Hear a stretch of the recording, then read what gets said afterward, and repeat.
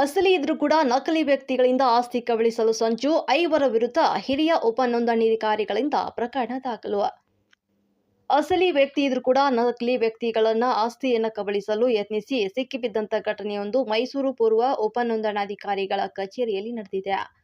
ಸಂಚು ರೂಪಿಸಿ ಸಿಕ್ಕಿಬಿದ್ದ 5 ಭೂಗಳ್ಳರ ವಿರುದ್ಧ ಕಾನೂನು ಕ್ರಮ ಕೈಗೊಳ್ಳುವಂತೆ ಹಿರಿಯ ಉಪ ನೋಂದಣಾಧಿಕಾರಿ ಎಚ್ಎಲ್ ನಾಗರಾಜುರವರು ಮೈಸೂರು ದಕ್ಷಿಣ ಗ್ರಾಮಾಂತರ ಪೊಲೀಸ್ ಠಾಣೆಯಲ್ಲಿ ಪ್ರಕರಣವನ್ನ ದಾಖಲಿಸಿದ್ದಾರೆ.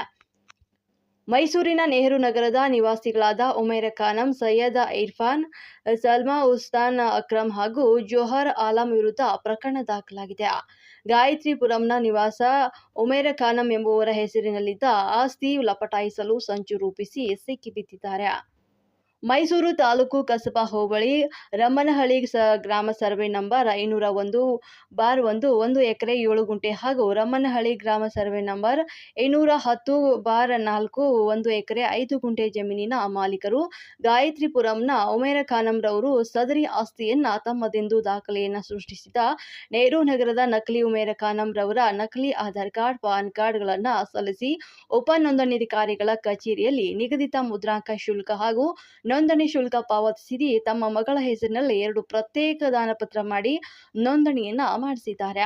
ಈ ಬಗ್ಗೆ ದೂರು ಬಂದ ಆಧಾರದ ಮೇಲೆ ಹಿರಿಯ ಉಪ ನೋಂದಣಾಧಿಕಾರಿಗಳಾದ ನಾಗರಾಜ್ರವರು ದಾಖಲೆಗಳನ್ನು ಪರಿಶೀಲಿಸಿದ್ದು ನಕಲಿ ಅಂತ ಖಚಿತವಾದ ಮೇಲೆ ಖುದ್ದಾಗಿ ಅವರೇ ಮೈಸೂರು ದಕ್ಷಿಣ ಗ್ರಾಮಾಂತರ ಪೊಲೀಸ್ ಠಾಣೆಯಲ್ಲಿ ನಕಲಿ ವ್ಯಕ್ತಿ ಹಾಗೂ ಇದಕ್ಕೆ ಸಹಕರಿಸಿದವರು ಸೇರಿದಂತೆ 5 ಮಂದಿ ವಿರುದ್ಧ ಪ್ರಕರಣವನ್ನ ದಾಖಲಿಸಿದ್ದಾರೆ.